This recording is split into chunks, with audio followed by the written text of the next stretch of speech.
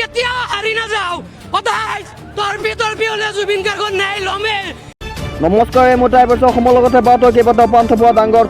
খবৰবোৰ নিতৌ চাবলৈ হ'লে আমাৰ চেনেলটো ছাবস্ক্ৰাইব কৰি ভিডিঅ'টো লাইক কৰি ভিডিঅ'টো শ্বেয়াৰ কৰি দিব আগলৈ আৰু কমেণ্ট লিখি যাব #জাষ্টিছ ফৰ জুবিন গাৰ্গ জুবিন অনুৰাগী জুবিনৰ ন্যায় লৈ কি মন্তব্য কৰিলে কি ক'লে চাই থাকক সম্পূৰ্ণ প্ৰতিবেদন যেনেকৈ নহওক আমি জুবিন গাৰ্গৰ ন্যায় ল'মেই মৰি গ'লেও জুবিন গাৰ্গৰ ন্যায় ল'ম জুবিন গাৰ্গৰ ন্যায় লৈ কি ক'লে শুনক অনুৰাগীসকলে তীব্ৰ প্ৰতিবাদ আমি কেতিয়াও হাৰি নাযাওঁ সদায় তৰ্পি হ'লে জুবিন গাৰ্গৰ ন্যায় ল'মে যেনেকৈ কি নহওক ৰাজপথত ৰাস্তাত নামি নহয় বোলে সাগৰত ডুবি হ'লেও আমি জুবিন গাৰ্গৰ ন্যায় ল'ম চিধা কথা কেতিয়াও নামানো আপুনি মানিব আমি কেতিয়াও নামানো মৰি যাম সন্তানক কৈ যাম মৰি গ'লেও সন্তানক কৈ যাম যে জুবিন গাৰ্গৰ ন্যায় আমি নোৱাৰিলেও তহঁতে হ'লেও ল'বি মৰি হ'লেও ল'বি তেজ দিব লাগে কল কাটি দিব লাগে তথাপিও জুবিন দাৰ ন্যায় ল'বি এয়া চিধা কথা এতিয়া পৰৱৰ্তী ক'বলৈ মই তাতকৈ ডাঙৰ খবৰ দিবলৈ ওলাইছোঁ এটা ডাঙৰ খবৰ বিগ ব্ৰেকিং নিউজ ৰাজ্যবাহীলৈ এটা ডাঙৰ খবৰ আহি গ'ল ভাল খবৰ আহি গ'ল মুখ্যমন্ত্ৰী হিমন্ত বিশ্ব শৰ্মাই ঘোষণা কৰি দিলে 1 তাৰিখৰ পৰা সোমাব লাখ কৰোনা হিতাধিকাৰীসকলৰ একাউণ্টত অৰুণোদয়ৰ পইচা ডাঙৰ খবৰ আহি গ'ল ৰাজ্যবাহীলৈ ভাল খবৰ ৰাজ্যবাহীলৈ আহি গ'ল এটা ভাল খবৰ চৰকাৰী আঁচনি লৈ বৃহৎ ঘোষণা মুখ্যমন্ত্ৰী হিমন্ত বিশ্ব শৰ্মাৰ ৰেচনৰ পৰা অৰুণোদয় নিযুতটো মইনা নিযুত বাবু নিযুত জীৱন প্ৰেৰণা লৈ ভাল খবৰ চৰকাৰী আঁচনি লৈ কোনেও চিন্তা কৰিব নালাগে বুলি মুখ্যমন্ত্ৰী হিমন্ত বিশ্ব শৰ্মাই ডাঙৰ ঘোষণা কৰিলে আগষ্ট মাহৰ পৰা একাউণ্টে সোমাব ধন আগষ্ট মাহৰ পৰা পাব ৰেচনৰ সকলো সামগ্ৰী চাউল চেনি নিমখ সকলোবোৰ পাব ৰেচনৰ হিতাধিকাৰীয়ে প্ৰতিশ্ৰুতি পূৰণ কৰিব হিমন্ত চৰকাৰে জুলাইত বাজেট অধিৱেশনত দাখিল কৰা হ'ব পূৰ্ণগত 6 জুলাইৰ পৰা আৰম্ভ হ'ব সংবিধান সভাৰ অধিৱেশন আই মাতৃসকলে লাভ কৰিব আগষ্ট মাহৰ পৰা নিযুক্তি মইনাৰ জৰিয়তে ছাত্ৰসকলে পাব ধন 2-3 আগষ্টৰ পৰা অৰুণোদয় আঁচনিৰ ধন লাভ কৰিব সকলো হিতাধিকাৰীয়ে আগষ্ট মাহৰ পৰা প্ৰতিখন আঁচনি লাভ কৰিব ঘোষণা মুখ্যমন্ত্ৰী হিমন্ত বিশ্ব শৰ্মাৰ কি কৈছে চাই থাকক 4 মাহ চৰকাৰৰ টকা পইচা খৰচ কৰাৰ বাবে আমি ভোট অন একাউণ্টছ আমি গ্ৰহণ কৰোঁ কাৰণ নিৰ্বাচনত কোন ৰাজনৈতিক দল জিকিব সি ঠিক হৈ নাথাকে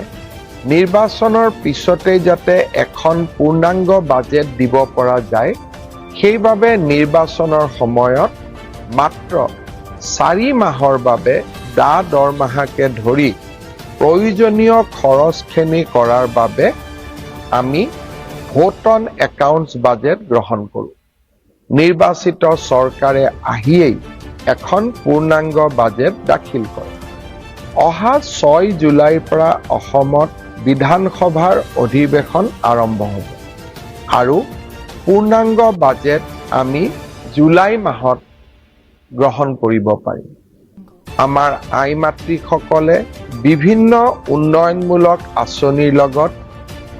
যোৱা মাহটোত নিজকে জড়িত কৰিব পৰা নাই কাৰণ আমাৰ ভোট অন একাউণ্টছ বাজেটৰ বাবেই আমি এনেধৰণৰ উন্নয়নমূলক কাম কাজসমূহ কৰিব পৰা নাই মই ইতিমধ্যে সংবাদ মাধ্যমত কৈছোঁ কিন্তু আজি মই আপোনালোকক আকৌ এবাৰ ক'ব খুজিছোঁ যে আগষ্ট মাহৰ প্ৰথম সপ্তাহৰ পৰাই মই চেষ্টা কৰিম 2 বা 3 আগষ্টৰ পৰাই আপোনালোকে অৰুণোদয় আঁচনি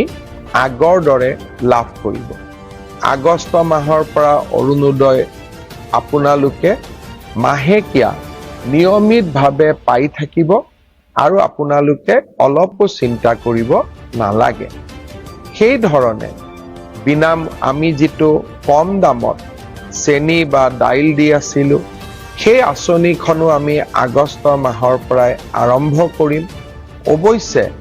আমি ইয়াক অকণমান নতুন ৰূপত লৈ আহিম সেই বিষয়ে আমাৰ পূৰ্ণাংগ বাজেটত আপোনালোকে শুনিবলৈ পাব নিযুত মইনা নিযুত বাবু এই প্ৰত্যেকবোৰ আঁচনি জীৱন প্ৰেৰণা এই প্ৰত্যেকবোৰ আঁচনি আমি আগষ্ট মাহৰ পৰা আৰম্ভ কৰিম বহুতে মোৰ ফেচবুকত প্ৰশ্ন সোধে মামা জীৱন প্ৰেৰণা কেতিয়া পাম, নিযুত মইনা কেতিয়া পাম, আমি গোটেইবোৰ আঁচনি আগষ্ট মাহৰ পৰা আপোনালোকক দিয়া ব্যৱস্থা কৰিম আৰু তাৰ পিছত সমগ্ৰ সময়ছোৱাত আপোনালোকে এই আঁচনি নিৰবিচ্ছিন্নভাৱে পাই থাকিব। আমাৰ ৰাজ্যত যেতিয়া নিৰ্বাচন হয়, নিৰ্বাচনৰ আগতে মাত্ৰ 4 মাহ চৰকাৰৰ টকা পইচা খৰচ কৰাৰ বাবে